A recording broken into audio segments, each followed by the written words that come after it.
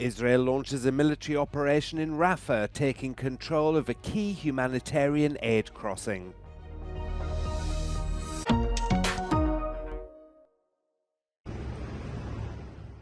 Israel has launched a military operation in Rafa, taking operational control of the Gaza side of the border crossing that's a major route for humanitarian aid. Israel's Prime Minister Benjamin Netanyahu said seizing the crossing was an important step towards dismantling Hamas's military and economic capabilities. תפיסת המעבר ברפיח היום הוא צעד חשוב מאוד. צעד חשוב בדרך להשמדת היכולות הצבאיות הנותרות של החמאס, לרבות חיסול 4 גדודי הטרור ברפיח. UNICEF says that hundreds of families have started to flee Rafah to other areas in Gaza that might be safer. The agency says it continues to respond to the critical needs of children, but access is increasingly difficult. But officials in Washington said this isn't the full-scale ground assault that Israel has threatened to launch for weeks. What we've been told by our Israeli counterparts is that this operation last night was limited and designed to cut off Hamas's ability to smuggle weapons and funds into Gaza. There's been fierce international criticism towards plans to move into Rafah to eliminate the Hamas battalions Israel says are based there. More than 1.4 million Palestinians are sheltering in the city, displaced from elsewhere in the Strip. The majority live in squalid tent camps with limited access to food, water and health care. A senior Hamas official blasted Israel for seizing control of the border crossing. اقتحام جيش الاحتلال النازي معبر رفح الحدودي مع جمهورية مصر العربية فجر اليوم هو جريمة وتصعيد خطير ضد منشأة مدنية محمية بالقانون الدولي وهي انتهاك صارخ بكل الأعراف والمواثيق الدولية. With the Rafah crossing blocked to trucks, the UN says Gaza's 2 main aid arteries are now closed. Israel closed the Kerem Shalom border crossing last week after Hamas fired rockets towards it. But the White House says the Israelis have said that crossing would be reopened on Wednesday.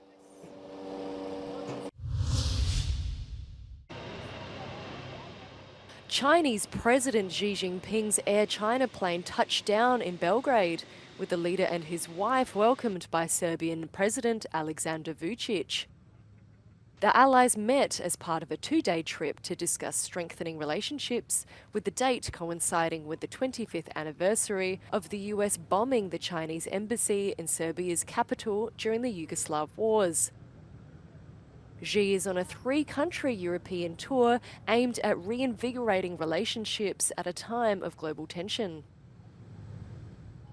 Earlier this week, the Chinese president was hosted by French President Emmanuel Macron and will soon visit Viktor Orban in Hungary. At Belgrade's Nikola Tesla Airport, the Serbian army performed a guard of honour for the politician, with colourful traditional Serbian dancing and singing also on display.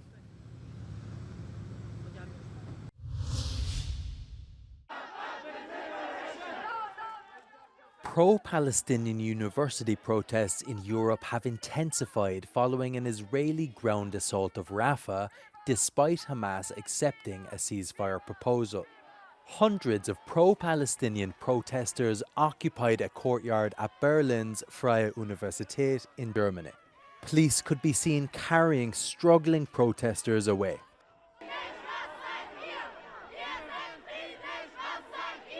University of Amsterdam in the Netherlands, police arrested 125 activists and broke up a pro-Palestinian demonstration camp. The protesters had called on the university to cut ties with Israel. In Austria, around 100 people set up a protest camp at the University of Vienna. The university and the Austrian Ministry of Education distanced themselves from the action.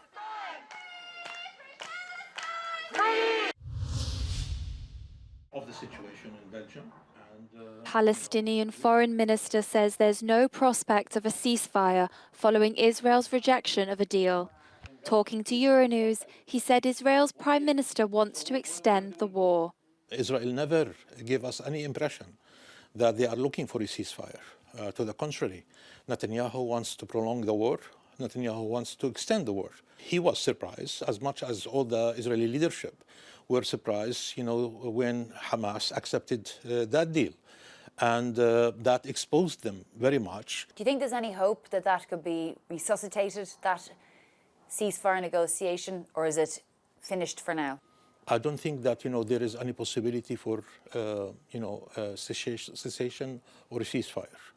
Netanyahu knows very well that if there is going to be a cessation of hostilities for a time being, it's going to be very difficult after 145 days, 175 days to resume the killing. Because, during that period, Americans and many others would intervene in order really to make what is really temporary, to make it permanent. So he's very much afraid of that, because he knows the moment that war ends, his political career will end. Netanyahu and his military advisors would say Rafa is the decisive battle because Sinwar and all of the senior Hamas leadership are likely there, along with the hostages. Let us assume that they are correct. Let us assume that they are correct. And they will go for Rafah. What they will do? They are going to destroy Rafah.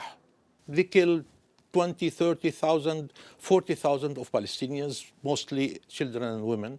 And then they will discover that Sinwar is still alive. And they couldn't really find any of their hostages. What they will do? The fact that he put conditions that they are unachievable in military terms, then it's very clear that he's not really looking for a solution. He wants to drag us into a regional war, and he wants to drag the Americans into that war. And that's why President Biden was so serious in order to convince Netanyahu not to enter into Rafah. Just before I let you go, though, just I suppose from a European perspective, do you think there is any movement on, let's say, for example, recognizing Palestine as a state? There is a movement led by Spain, with a small number of countries, including Ireland, Slovenia, probably also Norway. Such countries will recognize, these 3 or 4 countries will recognize the state of Palestine, and I expect them to do so, in the next couple of days. With some European countries. So that we are going to probably cover. In an exclusive interview with Euronews, Nicholas Schmidt has called for a revision on the EU's deals on migration with North African countries. Schmidt is the European Commissioner for Jobs and Social Rights and Spitzenkandidat for the Socialists and Democrats group. We are spending now huge amounts of money, giving this money to different regimes or governments, like the Tunisian government. We know that the authorities there are really treating very badly the refugees. We have still the problem in Libya, where there is no real, well, there is a government, there are even 2 governments. We have the question in Egypt. So I'm quite reluctant with this kind of deals which have Would you admit to revise them or even to counsel them? Yes, I think we have to revise them and see what can be done. How can we do it differently? Schmidt's position is in contrast with his current European Commission President Ursula von der Leyen, who pushed to sign the deals with the strong support of the Italian government. He also criticised von der Leyen's potential collaboration with the ultra-conservative ECR group, claiming all far-right parties should be kept out of the next majority. Because I noticed that with EPP, they make some very special distinction between extreme right and extreme right, the decent extreme right and the pariah extreme right. Well, when I look at the so-called decent extreme right, who are these people? They are Vox, they are Franco admirers, they are Mussolini admirers, they are PiS party who was about to abolish the rule of law in Poland and was sanctioned by the Commission. So where is the decent extreme right? There is none. There is none. And that's why there is no way to have any arrangement. The full interview will be broadcast in the magazine Global Conversation on Euronews next week. Thank you.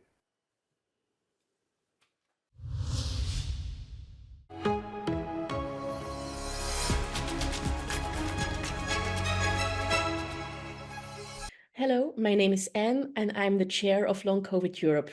Long COVID Europe is a European network of long COVID patient associations run by current and former long COVID patients.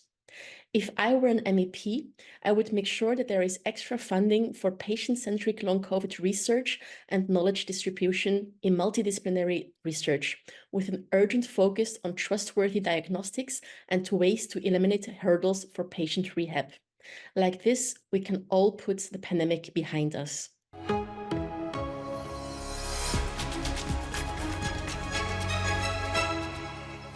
Η προτεραιότητα για μένα είναι η υγεία. Η υγεία είναι ο χώρος ο οποίος γνωρίζω πολύ καλά και οι πολιτικές υγείας είναι αυτές οι οποίες θα δώσουν στην πατρίδα μας τη θέση την οποία της αξίζει ώστε οι Έλληνες να απολαμβάνουν αυτό το αγαθό, γιατί για μένα η υγεία είναι αγαθό και ακριβώς αυτός ο δημόσιος χαρακτήρας θα πρέπει να στηριχθεί.